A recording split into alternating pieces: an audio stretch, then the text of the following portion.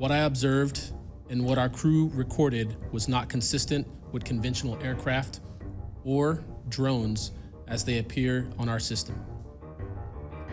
A self-luminous, tic-tac shaped object emerged from the ocean before linking up with three other similar objects. This video is of an MQ-9 drone tracking an orb, or this object, off the coast of Yemen. Another MQ-9 launched a Hellfire missile, and I'm not going to explain it to you. You'll see exactly what it does. Do you believe that our government is in possession of UAPs? Absolutely, based on interviewing over 40 witnesses over 4 years. And where? I know the exact locations and... After 80 years of denying the existence of unidentified foreign objects, a Black Navy senior chief stepped up and said what the government and the Pentagon have been too afraid to say. For decades, the government told us UFOs were a myth. But now, one of their own is telling Congress that he witnessed multiple sightings of UAP, or unidentified anomalous phenomena, a new term the government uses for UFOs. And according to him, most service members are scared to report these things because they know they will be punished for speaking out. Sailors need to know that reporting UAP encounters will not harm their careers. Congress can help by reinforcing witness protection and by directing the relevant office to maintain confidential, destigmatized channels for service members who step forward with data. In September 2025, Senior Chief Petty Officer Alexandro C. Wiggins of the U.S. Navy delivered sworn testimony before Congress that's now shaking up the whole world. And this wasn't a retired officer speaking from memory. Wiggins is on active duty, which makes his appearance unprecedented. So to put his career and life at risk to talk about it, it's time we finally start paying attention. It was February 15th, 2023, somewhere off the coast of California, when radar specialist Wiggins was on duty aboard the Navy's combat ship. And what was supposed to be a routine night turned into a classified report. Without warning, 4 objects appeared overhead, smooth, oval, and uniform. Wiggins described them as tic-tac shaped and said one of the objects seemed to rise straight out of the Pacific Ocean. Moments later, more appeared, forming what looked like a small fleet, hovering silently above the waves. Then the object shot off into the night sky with no exhaust, no contrails, nothing to mark their exit. Whatever Wiggins saw that night, it wasn't a drone. It wasn't a jet. In fact, it didn't even look like it was built on this planet. My name is Alexandro Wiggins. I'm an active duty U.S. Navy Operations Specialist Senior Chief Petty Officer. Father of 3 and dedicated American testifying today in my personal capacity. The views I share are my own, and I do not represent the official positions of the Department of the Navy or any subordinate organization. On the evening of February 15th, 2023, at approximately 19:15 PST, in the Whiskey 291 warning area off the coast of Southern California, I was serving on board USS Jackson. During that period, I moved between the Interior Communications Center, ICC-1, and the bridge wing, correlating the sensor picture with visual observations, part of my routine responsibilities for surface and air picture management. What I observed and what our crew recorded was not consistent with conventional aircraft or drones as they appear on our system. A self-luminous, tic-tac shaped object emerged from the ocean before linking up with 3 other similar objects.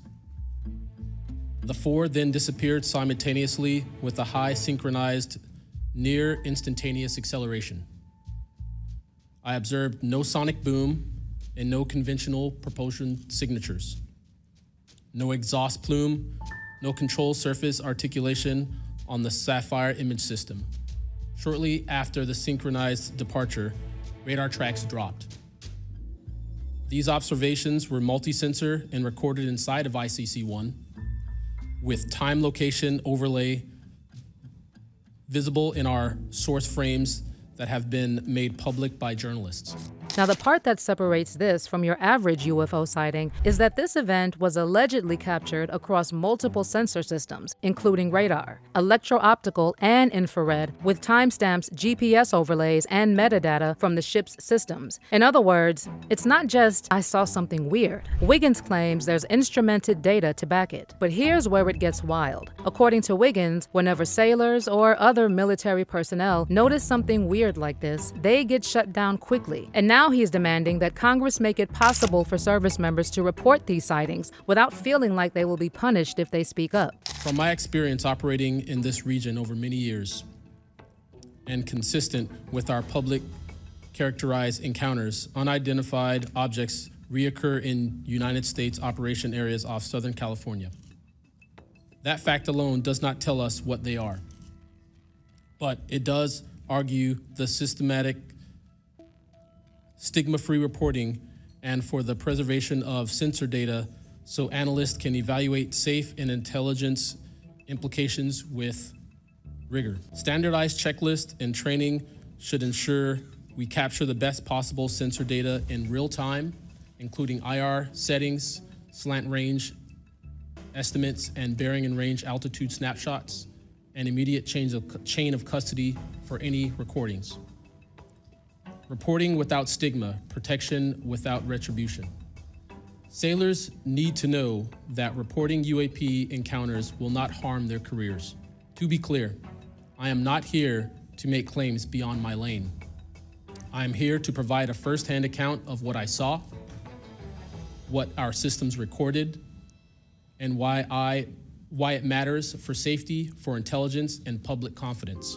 But Wiggins' story isn't an isolated incident. It's part of a long, repeating pattern of credible whistleblowers stepping forward with receipts and eyewitness accounts of UFOs and government cover-up. For nearly 80 years, men and women in uniform have been seeing things that shouldn't exist, and every time, someone higher up stepped in to shut them down. One of the earliest high-profile cases was the so-called Mantell incident in 1948. Captain Thomas Mantell, flying a P-51 Mustang, chased a UFO in the skies over Kentucky. He died when the aircraft spiraled out of control, supposedly losing consciousness from the lack of oxygen. Officially, the Air Force claimed he chased a weather balloon, Project Skyhook, which was top secret at the time. But many UFO researchers argue that the explanation was a cover story designed to deflect attention. But this was just the beginning. The next known incident happened just 4 years later in Washington, D.C. On July 19, 1952, multiple radar stations picked up unknown objects flying directly over the U.S. Capitol and the White House. Air traffic controllers described targets that blinked out of existence, then reappeared miles away in seconds. In July of 1952, we had a very, very heavy concentration of sightings here in Washington, D.C. You had pilot interceptors going up in the air to find these objects. You had control tower operators seeing them visually and tracking them on radar. Multiple confirmations, plus hundreds, maybe thousands of people on the ground looking up, seeing these bizarre, strange lights in the sky, right after the Washington sightings. Within 48 hours, the government went into crisis mode. President Truman demanded answers. And what happens next? The CIA quietly launched Project Blue Book, not to fund UFOs, but to explain them away. And that same year, 2 commercial pilots, William Nash and William Fortenberry, reported 8 glowing discs flying in formation over Chesapeake Bay. When they came out over the blackness of the bay, they're distinct. 6 red coins. When they got closer, we could see that it looked like you were looking down into it, like a hot coal. They reported the glowing red objects had approached them head-on at a speed they estimated at 6,000 to 12,000 miles per hour. They came in like this and went out like this. There would be no way of making complete reversal or a 90-degree turn 12,000 miles an hour or greater without making the occupants juice on the wall. That kind of really shook us up. Looking at the thing shook us up. Nothing could have gotten to that degree of scientific progress without some of the intermediate steps having become public knowledge.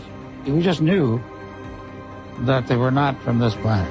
Dozens of ground witnesses confirmed seeing the same type of objects as pilots Nash and Fortenberry, but Project Blue Book marked it unknown, then never followed up. Now fast forward to the Cold War's nuclear edge, March 1967, Malmstrom Air Force Base, Montana. Multiple officers reported a glowing red object hovering over a missile silo. Moments later, 10 nuclear missiles went offline, just shut down, all at the same time. Security teams claimed they saw the UFO moving between sites, disabling warheads as it went, but the Air Force's official explanation was, quote, coincidental electronic malfunction, end quote.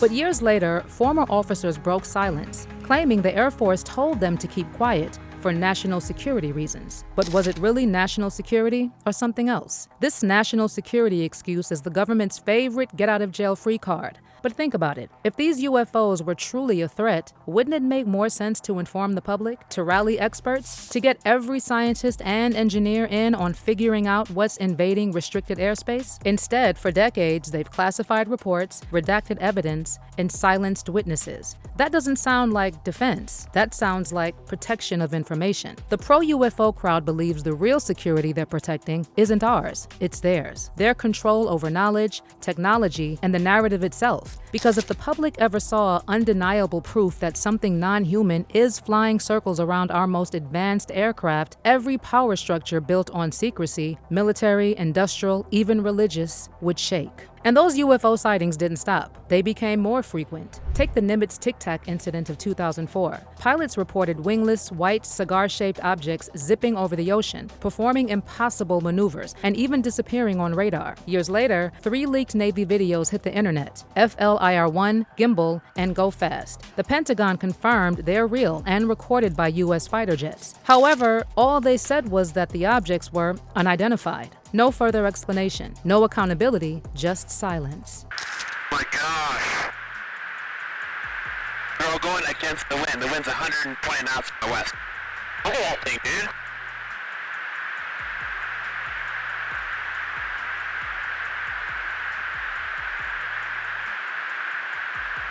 That's not our LNS though, is it? It's not. That is an LNS, dude. Well, if there's like... Look at that thing. It's rotating.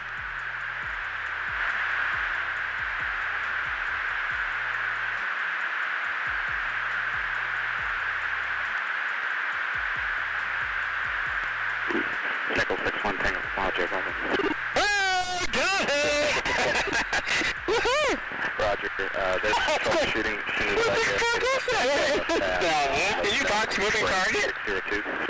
No, I took an auto track. Oh, okay. Oh my gosh, dude. Wow, look at it fly!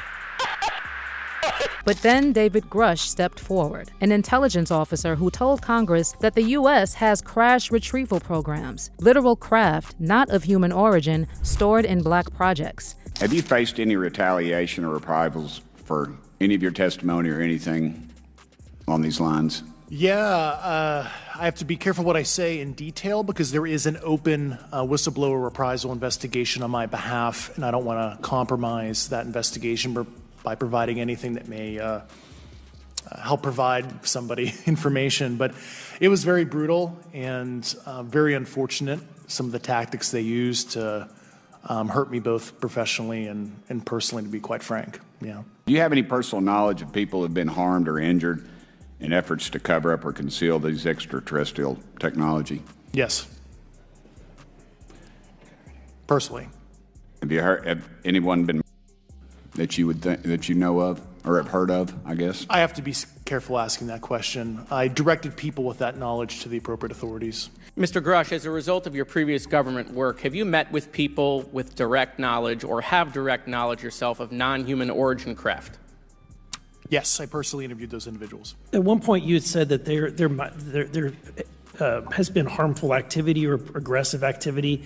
Has any of the activity been aggressive, been hostile in your reports? I know of multiple colleagues of mine that got physically injured. And the activity... And by UAPs or by people within the federal government? Both. Okay, so there has been activity by by alien or non-human technology and or beings that has caused harm to humans?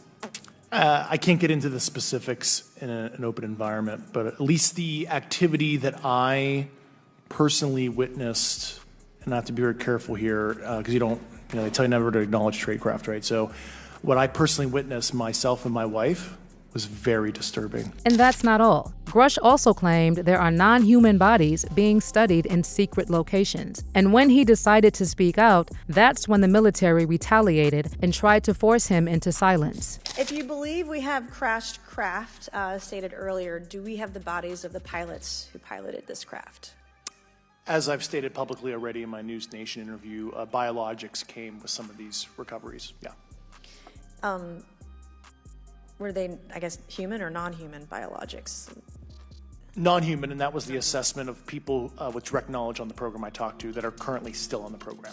He's admitting to Congress that aliens have crashed and their bodies were recovered. And yet, he's getting railroaded for telling what a lot of people believe to be true. And David Grusch isn't alone. Dozens of insiders, pilots, radar techs, and even scientists from defense contractors have said the same thing. The technology exists. The evidence exists. But it's locked behind layers of bureaucracy, contracts, and fear. And now, Alexandro Wiggins, the first active-duty black naval officer to go on record, is putting his career on the line to say the quiet part out loud. Every era has its whistleblowers, and every era gets the same response. Deny the event, feed a public-friendly narrative, discredit or silence the witness. And now the question is, if this has been going on for decades, what are they really hiding? Because if the government is willing to lie about planes, budgets, and weapons programs, why not these UFOs too? But here's another side of this story. Because what if the truth isn't about aliens at all? What if the government lets the public chase a fantasy while their own secret tech flies under the radar? Think about it. You see a craft emerging from the ocean, accelerating like nothing human-made, moving silently and vanishing on radar. You post the footage online, the news picks it up, the internet explodes, and the military says, we don't know what it is. Meanwhile, behind closed doors, the engineers already know exactly what it is.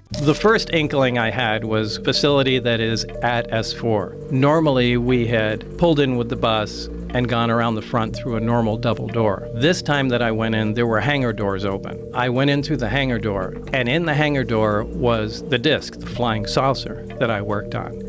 I saw it sitting there, and we walked by it. It had a little American flag stuck on the side, and I thought, oh my God, this finally explains all the flying saucer stories. This is just an advanced fighter. I went by, I slid my hand alongside it. I got reprimanded immediately for touching the thing. There was a guy, an armed guard, that followed us in and just said, keep your eyes forward and your hands at your side and just walk in the door. That was the first time I had seen anything that was weird. Governments have been doing it for decades. They'd leak UFO stories to keep the public's eyes pointed at the sky while testing technology that could have real-life consequences on all of us. What were the secret tests of the A-12 Oxcart? Well, it all started in the 1960s when the U.S. needed a replacement for the U-2 that could outrun Soviet missiles. Enter the A-12 Oxcart, a Mach 3 reconnaissance jet built by Lockheed Skunk of the A-12 Oxcart.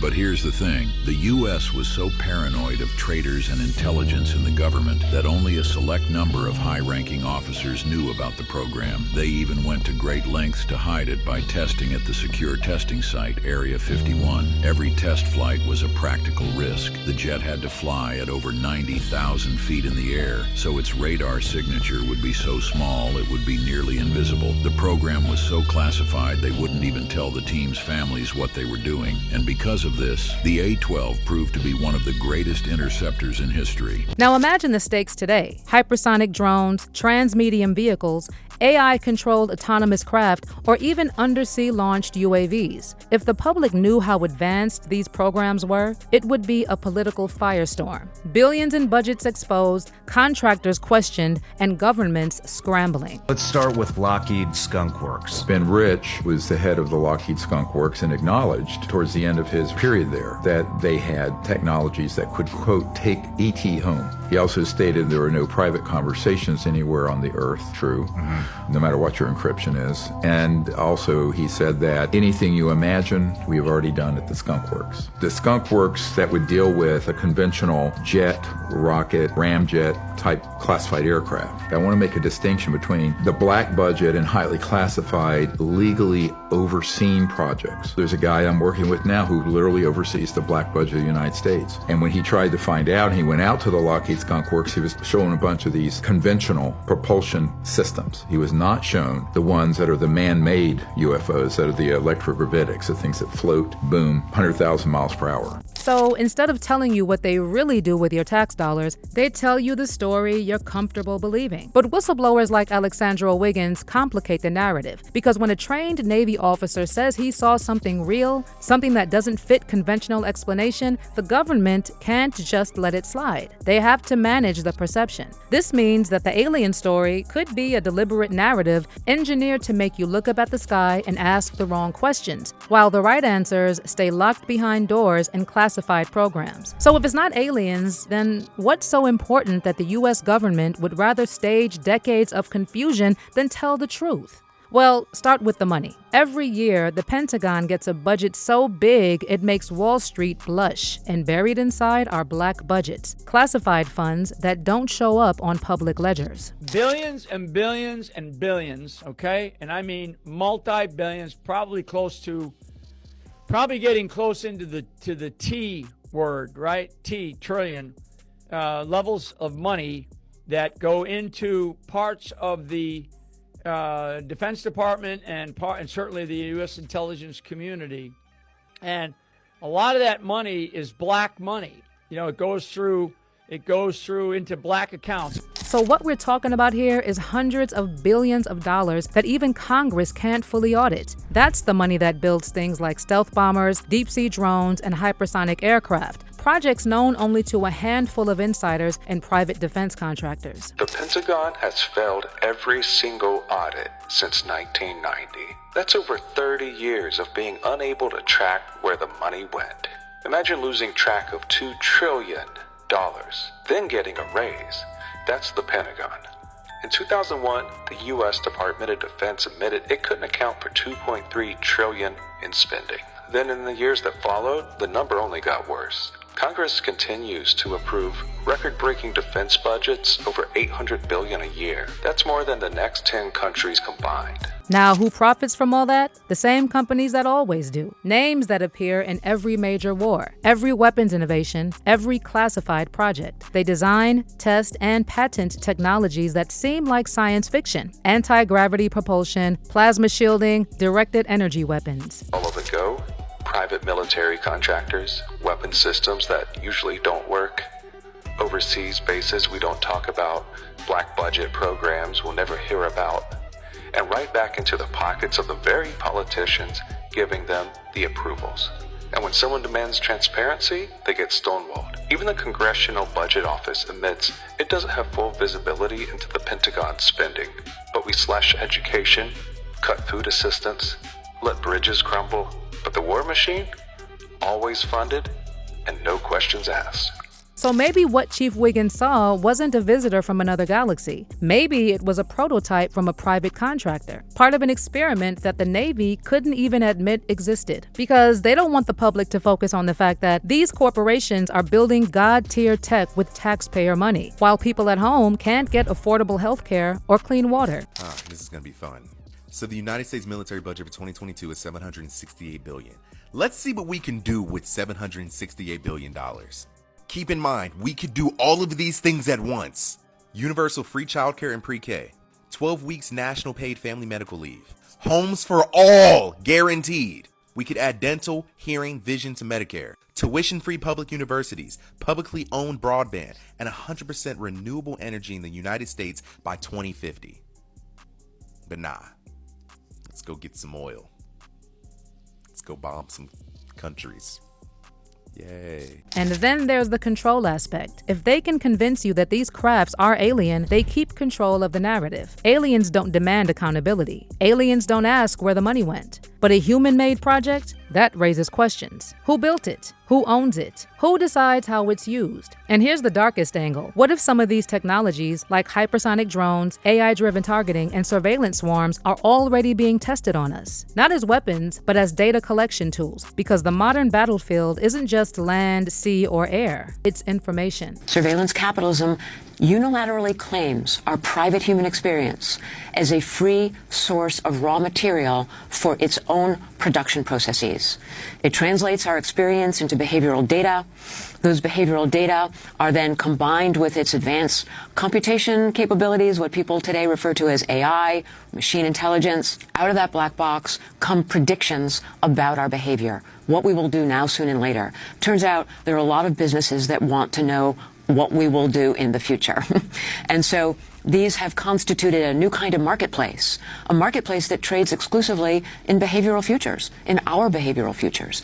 That's where surveillance capitalists make their money. That's where the big pioneers of this economic logic, like Google and Facebook, have become so wealthy by selling predictions of our behavior, first to online targeted advertisers, and now, of course, these business customers range across the entire economy, no longer confined to that original context of online targeted advertising. All of this is conducted in secret. All of this is conducted through the social relations of the one-way mirror, ergo surveillance. So maybe this is what Chief Wiggins might have stumbled on, something that was never supposed to be seen, never supposed to be reported. So when they say, we don't know what it is, what they really mean is, we're not ready for you to know. When the government wants us to be quiet, it gives us spectacle, something weird, mysterious, and unsolvable, just enough to keep your mind chasing its own tail. And nothing does that better than the idea of aliens. Think about the timing. Whenever there's major public anger, economic collapse, war scandals, surveillance leaks, suddenly, boom, new UFO revelations, congressional hearings, Pentagon leaks, shiny videos of something not of this world. 6 hours, there have been reports of UFOs in Alaska, Canada, Michigan, and China, and 3 of which have been reported to be shot down, and yet there is no actual footage of these aircraft or of any of the debris. They have not yet said that these unidentified objects are extraterrestrial, but it sure seems they are alluding to it by saying that the objects are in cylinder shape, octagon shape, and the size of a small car. Do we really believe this, or do we think that there's something bigger at play here? Could this just be a big distraction? And you may wonder, a distraction from what? Could it be that this week, this guy's list of associates is to be released? Or is it that they don't want you to look up the Ohio train crash, that a train was derailed carrying toxic chemicals, and they then lit those chemicals on fires, creating a toxic plume that covered the city and all of its citizens? Or maybe it's this that was released last week, basically saying that these big companies will no longer be liable for any injuries. Or could it be that this guy's laptop is once again under legal scrutiny and what's on it could be released to the public?